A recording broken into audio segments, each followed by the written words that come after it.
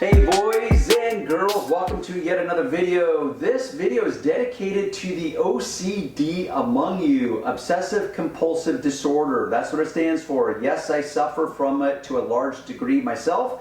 I've just learned how to manage it into submission better than maybe some of you.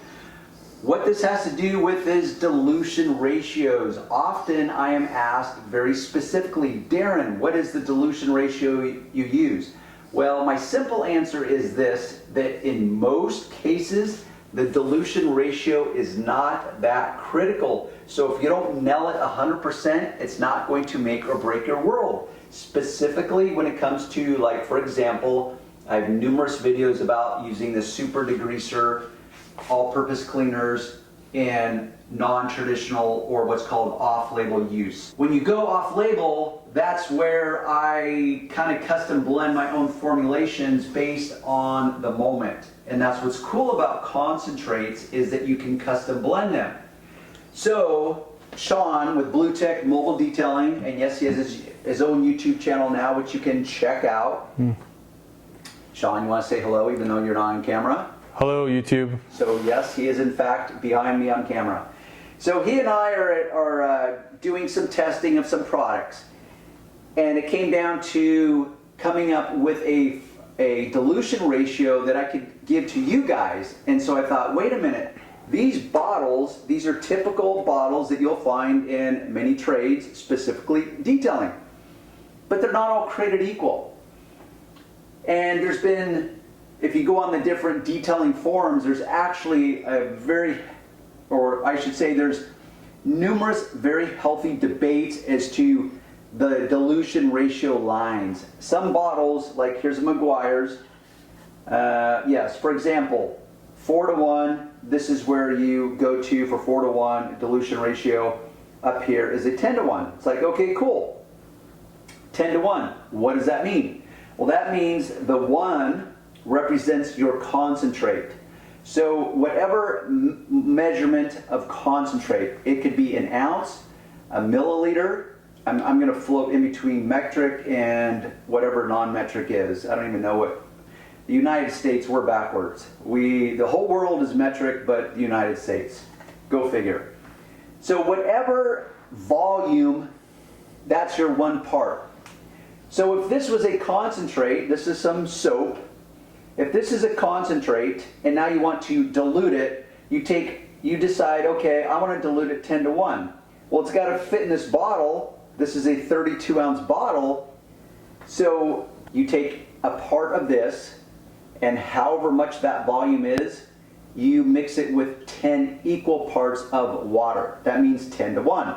So 4:1 would be 1 part, whatever you decide that part is, with 4 equal parts of water. So that's a dilution ratio explanation. Hopefully it clarified rather than confused. That, of course, is debatable. The problem then becomes, okay, if this is a 32-ounce bottle and it's actually marked for you, it's like, okay, but where's the 32-ounce line? Like it says, fill up. There's actually directions for it, which I'm not going to elaborate on. What I want to illustrate is that not all bottles are created equal. So I want to show you guys that most bottles will not tell you exactly where the 32-ounce mark is. So if there's no markings here with a set of directions here, and even this isn't completely clear, that I know, because there's debate as to the 32-ounce mark here, there, or there. Depending upon who you talk to, you're going to come up with a different answer. So what I did is I pulled out my Pyrex measuring cups. These are made for the cooking industry. I have more confidence in these than I do in those, especially if there's no marking. So if you start assuming, because there's guys that overthink this stuff, like myself, I've just been able to manage it better, where I know when to overthink it, when not to overthink it. So these bottles, they look very similar, but in fact they're different. Look at the opening of this bottle. It's very wide. This is from Home Depot. Home Depot. I think that's their heavy duty X whatever line. These two bottles look even more similar, but yet they're different. The openings are the same. The thread pattern is actually different.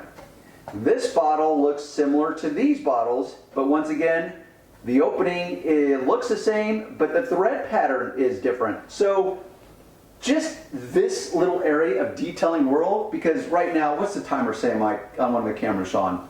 5 minutes, 6 minutes. 5 stinking minutes just to explain this. And some of you will appreciate it. Most of you will be like, WTF, tap out.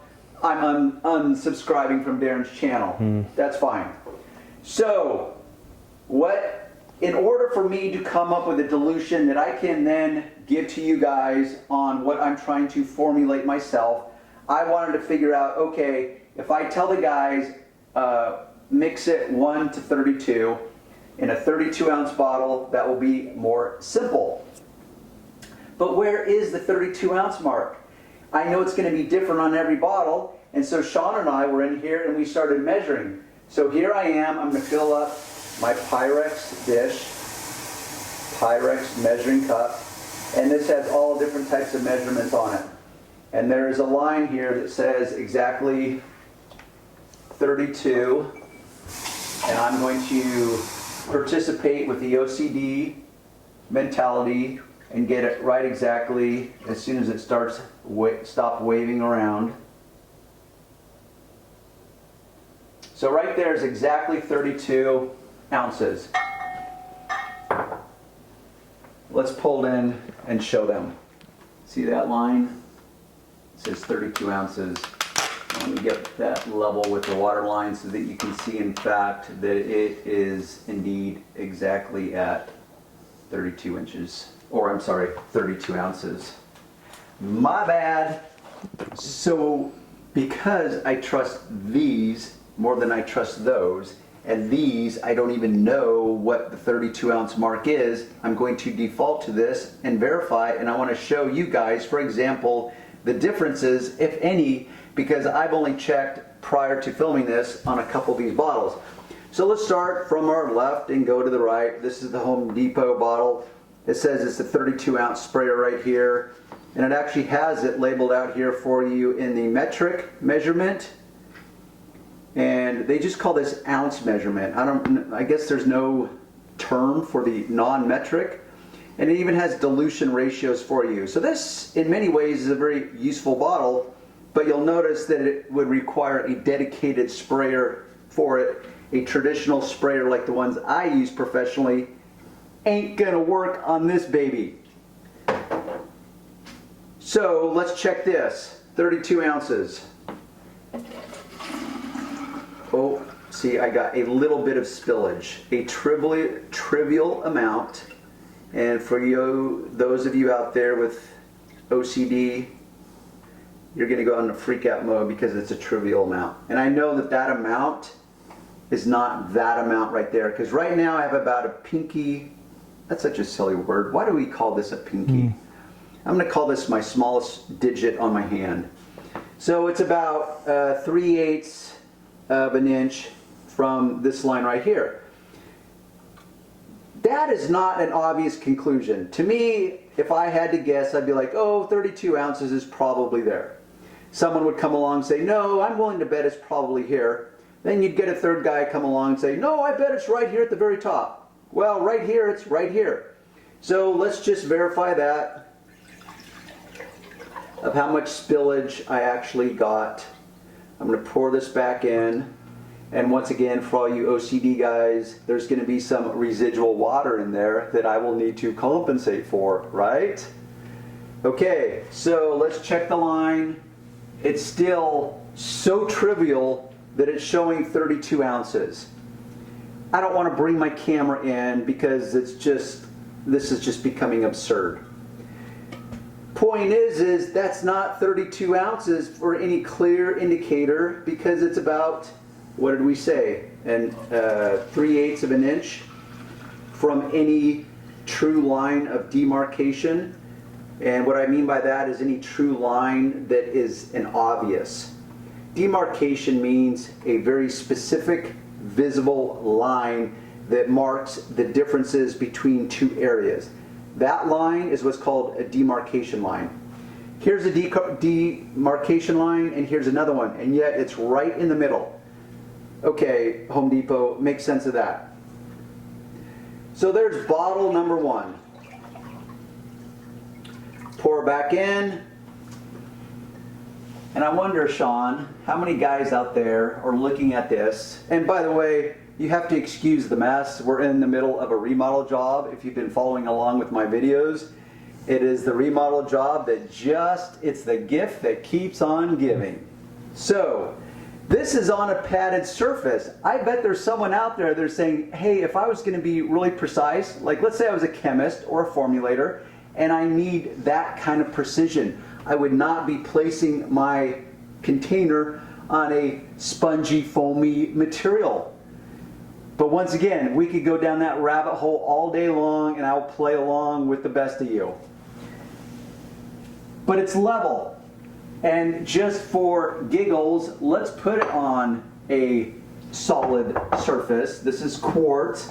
It's flat, and it still shows 32 ounces, which is 1 quart or 4 cups. And for all you in Europe, that is basically, if I get this to stop rocking, okay, it looks like it's 950 milliliters. Okay, so it's almost 1,000, but it's more than 900. It literally looks like it splits the difference. So 950 mils equals 32 ounces over here in the United States. So let's take our second bottle over here on the left. This is one of the bottles that I love because it's got a thread pattern that matches these sprayers that I love. You can find all this on my website. There's always links below any of my videos. So I'm going to carefully pour this, and we're going to find out where the measurement for 32 ounces really is. And then I'm going to compare it to the McGuire's bottle that's actually marked for a 32 ounce as per their directions. Wait for it. Can you hear that noise? The sound of diminishing open area. Okay, once again, this is frustrating. Now there is some air bubbles in here, which I'm going to tap to try to release the air, because those will actually take up some volume of water, once again, for all you OCD guys. And by the way, I'm not disparaging you OCD guys. I'm OCD myself. The challenge is do you learn to manage it in your world so you don't drive everyone in your world crazy around you? It works if you're a professional detailer because you can really nail the details, but most of the world's not wired that way. So here we are, the water line, in case you can't see it, is right here. That does not make sense to me. Why not here? Or why not at the very first line? Or why not here at the very top? It literally comes up to the second rib in a series of mini ribs on the neck of this bottle. Doesn't make sense to me. But nonetheless, this is where you have to verify yourself. I'm going to pour this back in. Now, since I am losing a trivial amount of water, and I want to keep this as OCD'd out as possible, I'm going to remeasure, and I'm going to say that, okay, I've lost a few drops in translation, and I'm going to get it right to that line, which is right there. So however much I just added, that's how much I lost in translation. Let's check our next bottle. So just to clarify, I want to show you the differences. Can you tell, like, you can't really see my camera. Actually, you could do this. Yeah, okay. I can. See that? Oh, yeah, that's right. That's right. Ah, tricky. And Haley, you can keep that part in. So, is it in focus? Yes. So you see, Sean, for example, I'm going to do, let's pretend this is on a level surface. So right there, this point here is pretty even. Yeah. But this neck suddenly changes the neck. And this one has a bunch of ribs. Right. This has 3 ribs. This also flares out differently at the top, then this flares out differently at the top. Never mind, it has different thread pattern. It's still a traditional thread direction, but the thread distances is different, which is frustrating once again. So, while at a superficial level they appear to be the same bottle, in fact they're different. So let's check this one and see where this one resides as far as the 32 ounce mark. Let's listen to that noise. You'll notice that the pitch increases as the air is filled with water. So we have diminishing volume capacity, because that volume that is filled with air is being displaced with water. See, I'm trying to get all technical on you, and I'm not doing a very good job because, well, I just don't use that kind of language on a day-to-day basis. So wait for the drip. Wait, gotta tap it. Good thing mostly guys watch this channel, right? Gotta wait for the tap. Okay, here we go. Guess where it ended up? Not in any location that to me would be logical. It's right there. 32 ounces is right there. Why? Well, maybe one of the reasons is they need to compensate for a long shaft made out of plastic called the receiving tube, or you can call it whatever tube you want. But that takes up a very trivial amount of space or volume. So I can't really assign any true logic or reason as to why these manufacturers decide that, hey, let's just F with everyone. Let's not make it there, let's not make it there, or let's not make it there, which to me would be the obvious. Let's just pick this random point and make it right there. Okay, whatever. Sean, did you want to add something? I do. I think I figure out why it's like that. Oh, do tell. So you know how it's exactly like 1 finger or 2 fingers from the top? I think the reason why is because most people dilute 10 to 1. Yeah. And they want the rest of it to be the concentrated chemical in there. Well, I accept that they have to allow for some room, because most chemicals are not 32 to 1. So if this was 32 ounces at here, there would be no room. Is that kind of what you mean? Yes, because there would be no room, but the simple answer for that is, wait for it. Right. We mix it in a separate container. We would know exactly where the 32 inch or the 32 ounce mark is. Right. We put it in a bigger container. Yeah. Now we add one part of that, whatever that is that we're trying to create 32 to 1, and then we pour back into here. But I understand what you're saying, which is probably why McGuire's left room in their bottle. So 4 to 1 is down here, 10 to 1 is down there. Right. So far, each one of these bottles came up to a point where there's no set line of demarcation. Let's now check the McGuire's bottle, because there was a healthy debate that I read on, I think, Auto Geeks forum, whatever they call their detailing forum, and Mike Phillips chimed in, and there's a guy, if you ever want like sound, solid advice as far as especially technical stuff with the world of detailing, Mike Phillips, that guy is he's on it. Got decades of experience, very articulate, an excellent writer. I admire his abilities greatly. How about that? So here we go. Wait for the tap. Is that what we call it? I think we kind of call it that, don't we? Oh, wait for the shake. Gotta wait for the shake. Oh yeah, all right. So McGuire's, here we are once again. McGuire's, they are guilty of the very same thing. To me, no specific line of demarcation for one, but no specific point that would be, to me, automatically logical and based on reason. They didn't pick here, they didn't pick there, They didn't choose there. They didn't choose there. Why not? I don't know. Maybe there's an explanation. Maybe Mike Phillips would have an explanation for me because he's done so much with McGuire's. So now we know. Hopefully you've learned some dilution ratios. Check out the readers. Do I look more sophisticated? Do I look like a brainiac? Do I look suddenly more intelligent or less intelligent because I have glasses on? That's what's called subliminal messaging. Okay, and because I'm an old guy, I need readers, even though I've had LASIK done to my eyes. So, McGuire's bottle.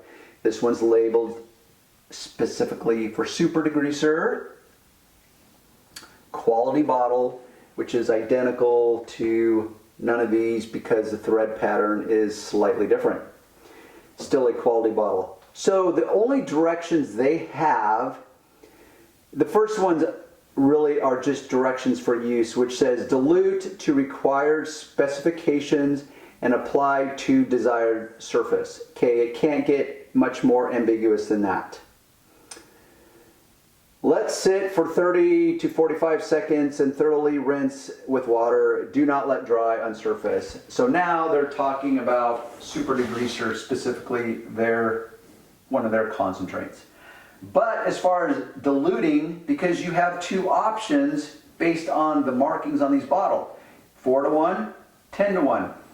4-to-1, hopefully what will be obvious to you is that that's going to be a stronger dilution ratio, because if you understood my explanation at the beginning, that would mean that 1 part concentrate is being mixed with 4 equal parts of water. So a 10-to-1 dilution ratio would make it weaker in strength. It would be more diluted down because it's 10-to-1. 1 part concentrate, 10 parts water. So the directions simply say, add water first to proper dilution ratio. What does that even mean? Well, I'm going to tell you. That means that if you want 4-to-1, you add water to that 4-to-1 mark. That's your 4 parts water. Now you add the rest with your concentrate. Here is the rub or the problem. We don't know exactly what line we're supposed to fill it with the concentrate in order to achieve a 4-to-1 dilution ratio. Am I being clear, Sean? Yes. Like, do you see the confusion? Yes. In that moment? I do. Right. My little brain sees confusion, especially if I'm an OCD guy, and I know you are as well. Yes. So it's like, okay, cool, it's already marked for me. I got to get those bottles. Like, well, wait, where's the 32-ounce mark? Now, in that forum that I read, the conclusion was that the 32 ounces is right here. So either they were incorrect in the forum, one option. Second option is that I may have a poor memory. I am an old guy, and I may not be remembering correctly. They may have said that the 32-ounce mark hovers somewhere between this line and that line.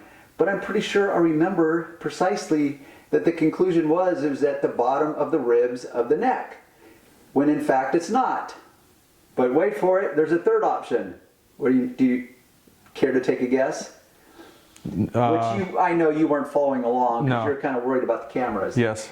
The answer would be, what if this is incorrect? Because Pyrex could suck. So what if they're 32 ounces, even though that's kind of the standard in this moment, I've set it up as a standard, what if that is incorrect? Like, okay, now my world is just F-shacked. What do I do with that? This is made for cooking. Does that mean all my recipes and baking and cooking is now screwed up for life? Maybe. Can I say something real quick? Yes, you can. I don't think anything's going to be 100% exact. Oh, a contraire. Yeah. I think everything... Actually, I would agree mostly with that. I believe that there's very few absolute exacts or truths in life because context gives meaning. But when it comes to this in the world of engineering, it's called tolerances. So they have tools that measure tolerances now, and this is, talk about going down the rabbit hole. Now we enter the world of nanotechnology, which is the study of particles at the size of 1 billion. Okay, not 1 million, 1 billion. So nanotechnology can now measure, formulate things at the scale of 1/100000th of a meter, a nanometer. So people say, oh, I can do that in a nanosecond. Really? 1/100000th of a second? How could you even measure that? Well, they have technology now that can measure things that small. So I'm not a scientist, I'm not an engineer, but I would like to understand some basic principles of measuring so I can get my dilution ratios correct. But like I said at the beginning, I promise you, even on a harsh chemical like a super degreaser concentrate, now that you know where the 32 ounce line really is, now you can compensate if you want. But if you filled it up here, yes, is your dilution going to be ultimately a little less strong, a little weaker? Yes, it will. But are you really going to be able to tell the difference when it comes down to using the product? The answer is no, you won't. So for you OCD guys, hopefully this might help you sleep a little better at night. I know tonight, I think I'm going to sleep a little bit better. Sean? Yeah, I'll be fine. What do you think? You'll be fine? I'll be fine. But do you think now that this has been clarified that you will sleep a little better? I definitely have a little more knowledge of... Okay, I get it. You don't really want to go on record to answer the question. You know why? Because it's irrelevant when it comes to sleep. I know it is in my world. Yeah. Okay, and 12,537 words or less. Hopefully I've clarified a little something for you. I'm waiting for the day that someone actually counts my words and challenges me as like, oh, Darren, you misquoted yourself. You actually used 21,416 words, not the whatever other word number you said before. Always check the description box below. If you like what you see, give it a thumbs up. If you don't like what you see, by all means, give me a comment. Tell me what you don't like about the video. Maybe I'll listen to you, maybe I won't. I know that sounds like a real kind of condescending attitude, doesn't it? But the reality is I don't have time to do everything. I've got 50 balls in the air, and half the time, half those balls are dropping on the ground because I can't keep them all in the air. We'll see you on the next video.